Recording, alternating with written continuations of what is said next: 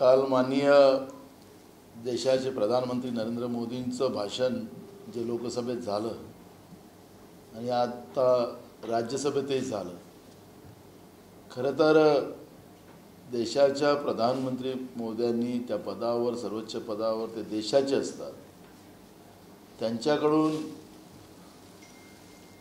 छत्रपती शिवाजी महाराजांच्या महाराष्ट्राचा अपमान ज्या पद्धतीनं केला गेला, त्यासाठी खरं तर मी म्हणजे मनाला इतकं दुःख झालेलं आहे की राजकीय व्यवस्थेमध्ये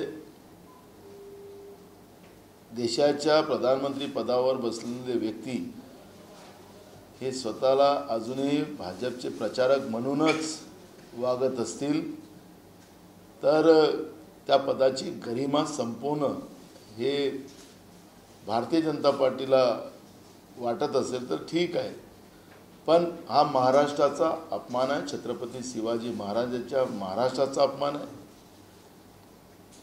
भाजपने जाहीर माफी मागितली पाहिजे, प्रधानमंत्री मोदयांनी पण याची जाहीर माफी मागितली पाहिजे। ज्या महाराष्ट्राने सातत्यानं देशाला दिशा दिली, ज्या महाराष्ट्राने प्रत्येक राज्याला मदत करण्याची भूमिका घेतली, गुजरातमध्ये भूकंप आला तर भूकंपामध्ये सगळ्यात जास्त मदत गुजरातला या महाराष्ट्राने केली। ज्या महाराष्ट्राने, ज्या मुंबईनं धीरूभाई अंबानी असतील की गौतम अदानी असतील, अशा बाहेरच्या लोकांना इथं जगातला श्रीमंत करण्याचं काम ज्या महाराष्ट्राने केलं, उत्तर प्रदेशमधून या ठिकाणी उपजीविका करायला आलेली लोक, स्टार बनण्यासाठी आलेले लोक, मग अमिताभ बच्चन असतील, अशा सगळ्या लोकांना स्थान देऊन मोठं करण्याचं काम ज्या महाराष्ट्राने केलं, त्या महाराष्ट्राला अपमानित करण्याचं काम जे झालेलं आहे त्याला खऱ्या अर्थानं त्याचा जेवढा निषेध केला तेवढा कमी पडेल आहे। आणि म्हणून महाराष्ट्राच्या भाजपच्या लोकांनी हे स्पष्ट केलं पाहिजे, जे प्रमुख लोक आहेत, मग फडणवीस आमचे मित्र असतील, चंद्रकांत पाटील असतील, सगळे जे कोणी असतील, त्यांनी सुद्धा महाराष्ट्राच्या जनतेची माफी मागितली पाहिजे। उद्यापासून काँग्रेस महाराष्ट्राच्या भाजपच्या सगळ्या कार्यालयांच्या समोर आम्ही प्रधानमंत्री माफी मागो आणि निषेधाचे फलक घेऊन काँग्रेसचे कार्यकर्ते त्यांच्या कार्यालयाच्या समोर उभे होतील। उद्या आम्ही पूर्ण त्या महाराष्ट्राच्या अपमानाचा निश्चितपणे विरोध करण्याची भूमिका काँग्रेसच्या वतीनं आम्ही करणार आहोत आणि महाराष्ट्राचा अपमान, छत्रपती शिवाजी महाराजांचा अपमान आम्ही सहन करू शकत नाही, ही भूमिका स्पष्टपणे आम्ही मांडणार आहोत।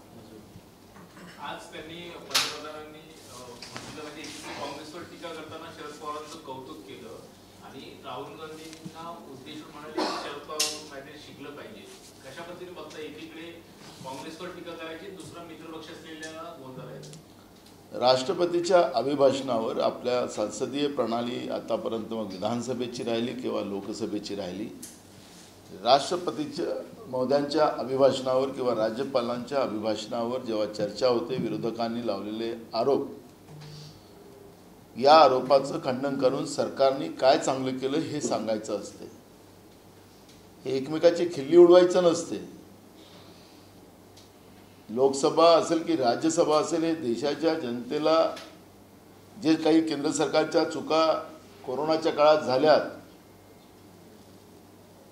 कुठलेही नियम न ठरवता तातडीनं लॉकडाऊन केल्यानंतर जी काही परिस्थिती झाली, हजारो लोक, हजारो किलोमीटर, लाखो कोट्यावधी लोक हजारो किलोमीटर पायदळ गेले, रक्ताचे पायाला फोडं आली, त्याचे रक्त सांडायला लागले, त्याचे ठपके रस्त्यावर दिसत होते, गाडीच्या रुळावर लोक कटलेले होते, आम्ही रेमडेसिवीरसारखं इंजेक्शन वेळेवर देऊ शकलो नाही, अनेक लोकांचा जीव गेला, अनेक लोकांना आम्ही ऑक्सिजन वेळेवर देऊ शकलो नाही, त्याच्यामध्ये अनेक लोकांचा जीव गेला।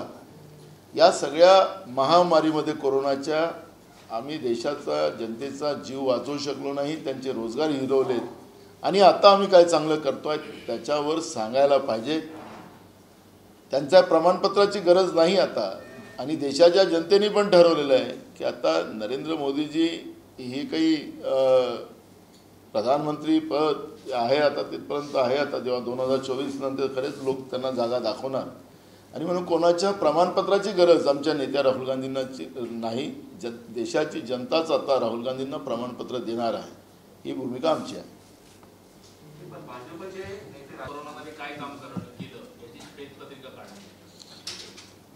प्रधानमंत्र्यांनी सांगितलं की लोकांचा जीव वाचवण्यासाठी महाराष्ट्र काँग्रेसनी त्यांना जेवण दिलं, त्यांना त्यांच्या गावाला सोडून दिलं, हे प्रधानमंत्र्यांनी सांगितलेलं आहे. काय काम केलं ते चंद्रकांत पाटलांनी प्रधानमंत्र्यांना विचारावं नरेंद्र मोदीजींना जाऊन. त्यांच्याजवळ निषेध करायला मार्ग नसेल आणि तेही त्याच्या धारणीत असेल तर महाराष्ट्रद्रोही लोक जे भाजपमध्ये या पद्धतीचं समर्थन करणारे असतील तर ते महाराष्ट्रद्रोही ठरतील आणि उद्यापासून काँग्रेस रस्त्यावर उतरून या सगळ्या गोष्टीचा निषेध करेल. पटोले जी, अभी नरेंद्र मोदी ने राज्यसभा में कहा है कि कांग्रेस अरबन नक्सलियों के बीच फंस गई है और लता मंगेशकर के भाई हृदयनाथ मंगेशकर को ऑल इंडिया रेडियो से कांग्रेस ने निकाला, मुलजान सुल्तानपुरी को 1 साल जेल में रखा. कांग्रेस पार्टी इसी तरीके से लोगों को परेशान कर रही है. देखो, वो तो झूठ इतिहास बताने में बहुत एक्सपर्ट है. वो तो उनके वीडियो अभी बहुत सोशल मीडिया पे आ रहे हैं. वो एनसीसी में थे, एनसीसी के कैडर थे, ऐसा भी वो बोलते हैं. एक वीडियो में बोलते कि मैं तो पढ़ाई नहीं, कभी स्कूल में गया नहीं. एक वीडियो में ऐसा भी बोला जा रहा है. अमित शाह जी उनका डिग्री ग्रेजुएशन का पोस्ट ग्रेजुएशन का डिग्री भी लेके दिखा रहे कि नहीं ये पोस्ट ग्रेजुएशन डिग्री कर चुके हैं. तो मूल सब्जेक्ट हमें उस विषय में इतिहास में जाना नहीं है. वर्तमान की क्या बात है, मंगेशकर परिवार के बारे में कांग्रेस की कितनी लगन थी ये इनके साथ प्रमाण की गरज नहीं है. मैं कल 1 घंटा उनके परिवार के साथ बैठा था. इंदिरा जी से नेहरू जी से लेकर सबकी यादें जिस तरह से उन लोगों ने बताई, राजू जी के साथ उनके क्या रिलेशन रहे उस परिवार के, उसके बारे में उन लोगों ने मुझे बताया. मैं 1 घंटा बैठा था उनके परिवार के साथ. तो इनके प्रमाण पत्र की गरज नहीं है. और इस तरह का निष्ठापूर्वक राजकारण कांग्रेस ने इस देश में कभी नहीं किया. और इसलिए मैंने शुरुआत में कहा कि इनके हमारे को देश प्रेम की कोई सर्टिफिकेट इनके तरफ से नहीं चाहिए.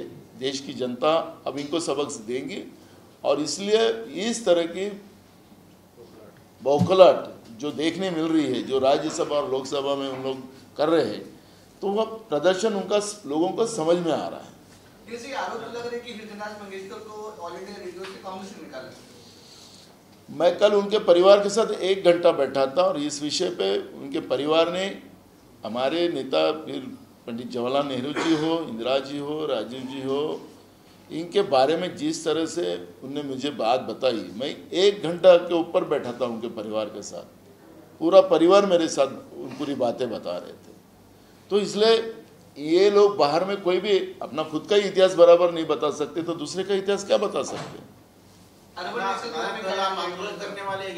हाँ, देखो इस तरह से छत्रपति शिवाजी महाराज के महाराष्ट्र की बदनामी नरेंद्र मोदी जी ने लोकसभा में की, उसका निषेध हम करेंगे. और जो हम सभी पार्टी को हम आह्वान करेंगे कि उन लोगों ने भी इसका समर्थन करना चाहिए, क्योंकि छत्रपति शिवाजी महाराज के महाराष्ट्र को बदनाम करने का काम जो बीजेपी और नरेंद्र मोदी जी जो बार बार कर रहे हैं, उसका निषेध हम पूरे राज्य में करेंगे.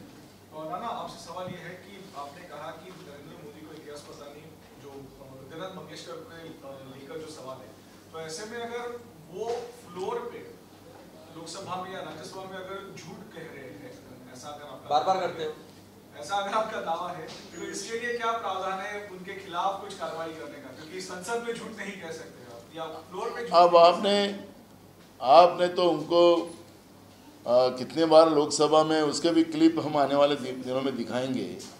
अब जो झूठ बोलने का ही उन लोगों ने कॉन्ट्रैक्ट ले ही चुके हैं, देश का इतिहास भी झूठ बताने का, लोकसभा राज्यसभा में भी झूठ बोलने का, तो उनका वो जो काम हो चुका है, तो वो रोज रोज बोले. हमारे यहाँ कहावत है महाराष्ट्र में, जो रोज मरता है उसके लिए रोज रोते नहीं लोग. तो इसलिए रोज झूठ बोलने वाले के बारे में क्या बोल सकते हैं? राणा जी, एक बात और उन्होंने कही कि कई सारी चीजें उन्होंने गिनाई कि अगर कांग्रेस नहीं होती तो ये नहीं होता।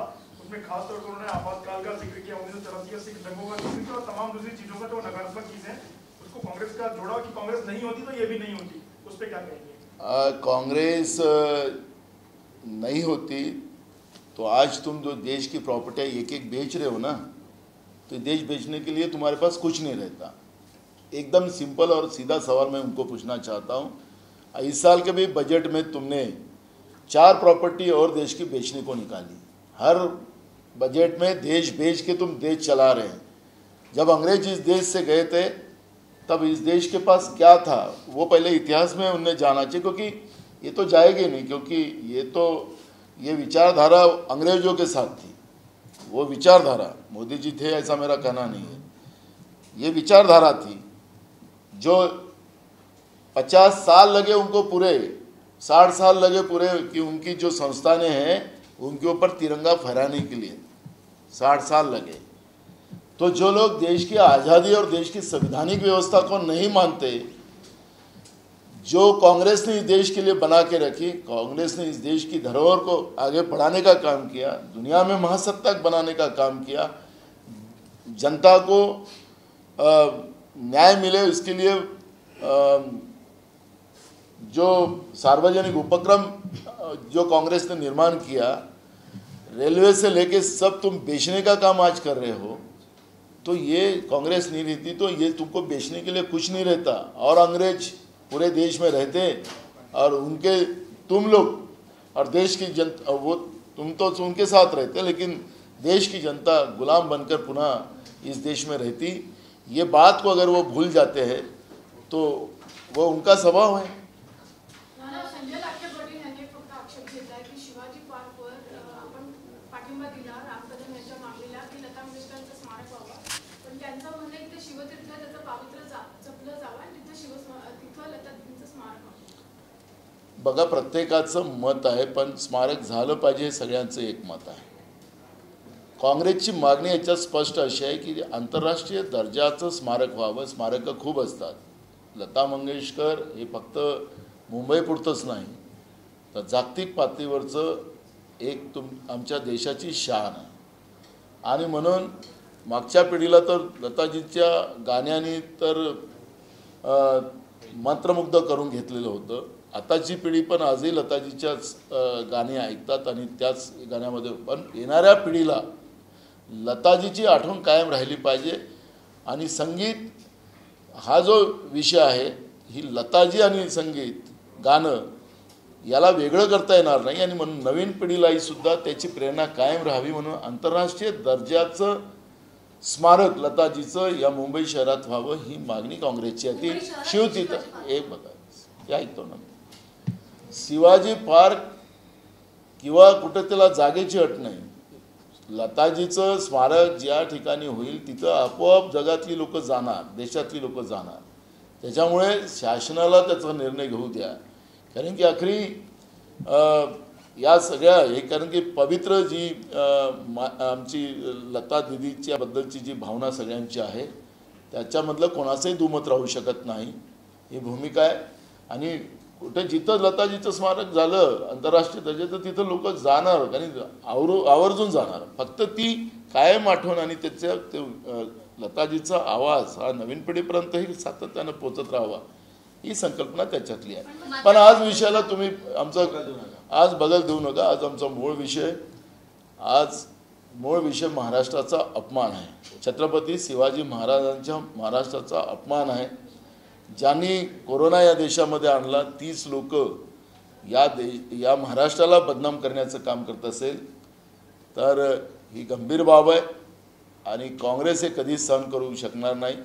आणि म्हणून काँग्रेस उद्या भाजपच्या सगळ्या कार्यालयाच्या समोर प्रत्येक जिल्ह्यात शर्म करो मोदी जी असे फलक लावून आम्ही उद्या पूर्ण राज्यभर हे आंदोलन करतो आहे। ये बात नहीं बताई कि कहाँ आंदोलन होगा, कैसा आंदोलन? पूरे महाराष्ट्र में कल महाराष्ट्र का जो छत्रपति शिवाजी महाराज का अपमान कल नरेंद्र मोदी जी ने लोकसभा और राज्यसभा में किया है, उसके विरोध में शर्म करो मोदी जी ऐसे फलक लगाकर पूरे महाराष्ट्र में बीजेपी के कार्यालय के सामने हम कांग्रेस के कार्यकर्ता आंदोलन करेंगे। ये क्या साइलेंट आंदोलन होगा, घोषणाबाजी होगी क्या? सिर्फ घोषणाबाजी होगी। नाही पण आशिष शेलारांनी आता तुमच्या विधानावर म्हटलेलं आहे की अंगावर ओढवून आपली शिंगावर घेऊन अंगावर ओढवतात। आम्हाला आम्ही अंगावर कोणाच्या जात नाही, आम्ही आमच्या महाराष्ट्राच्या अपमानाच्या बद्दल बोलतो आहे। ज्यांनी महाराष्ट्राचा अपमान ज्यांना सहन करायचं असेल तर त्यांनाही महाराष्ट्रद्रोही म्हणून आम्ही जाहीर करणार आहोत। त्याच्यामुळे कोणी अंगावर यावं हे त्यांचा भाग आहे।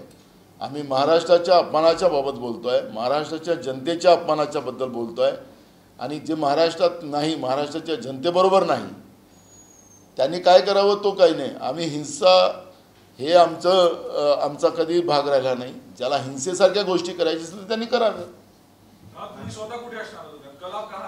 हम बम्बई में रहेंगे। बीजेपी ऑफिस कौन से? मुंबई बीजेपी ऑफिस में रहेंगे या हम बम्बई में रहेंगे, गांधी पुतले गांधी जी के पास।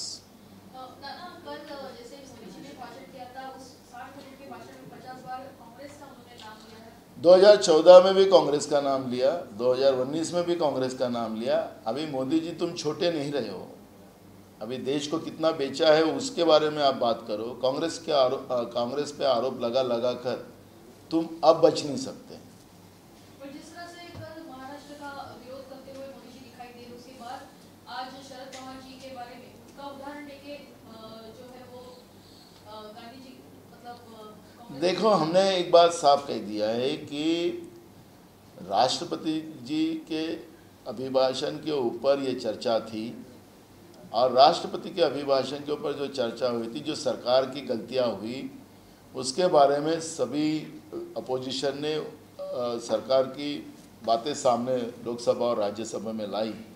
तो प्रधानमंत्री जी से हमारी उम्मीद यही थी कि जो गलतियां हुई उस गलतियों के बारे में उन्हें देश की जनता से माफ़ी मांगकर देश कैसा आगे बढ़ेगा इसके बारे में बोलने की ज़रूरत थी।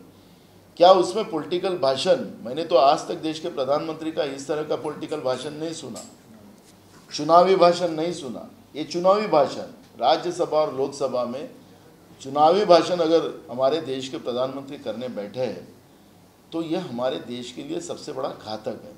इसलिए कौन किसकी तारीफ करे, किसी के प्रमाण पत्र की जरूरत नहीं। लोकतंत्र में हम मानते हैं कि जनता का प्रमाण पत्र यही सबसे बड़ा होता है, किसी के दिए हुए प्रमाण पत्र से कोई बड़ा नहीं बनता। स्मारक को लेकर बीजेपी ये बात कर रही कि शिवाजी पार्क में होना चाहिए, आपने कहा कि देखो, हमने कल भी कहा था कि अंतर्राष्ट्रीय दर्जे का ये बनना चाहिए। वो शिवाजी पार्क में बनाए या कहाँ बनाए वो सरकार का दायित्व बनता है, लेकिन ये स्मारक नहीं, छोटा सा स्मारक नहीं बनना चाहिए, अंतर्राष्ट्रीय लेवल का ये स्मारक बनना चाहिए। सरकार ने कहाँ बनाना है वो प्रॉपर जगह ढूंढकर सब लोगों को मिलकर, क्योंकि ये लता दीदी जी ये कोई एक सीमित दायरे में रहने वाली व्यक्तिमत्व नहीं था। ये पूरे देश की दीदी है, देश की लड़की है, देश की बहन है और वो शान है। और इसलिए हमारी देश की शान का रुतबा भी उसी लेवल का होना चाहिए, ये मांग कांग्रेस की है। इसलिए अंतर्राष्ट्रीय लेवल का जो भी उसमें पूरा सिर्फ एक ऐसा बना दिया नहीं, वहाँ पे पूरा संगीत और गाने का भी पूरी उसमें ये व्यवस्था रहना चाहिए, जिससे लोग आके देखें और समझे और आने वाली जनरेशन को भी एक उसका मैसेज जाए कि लता दीदी ठीक है और रहेगी, हमेशा लोगों के दिलों में राज करने वाली एक लता दीदी हमेशा याद रहे। ऐसा स्मारक वहाँ बने, ये हमारी सोच है कांग्रेस की।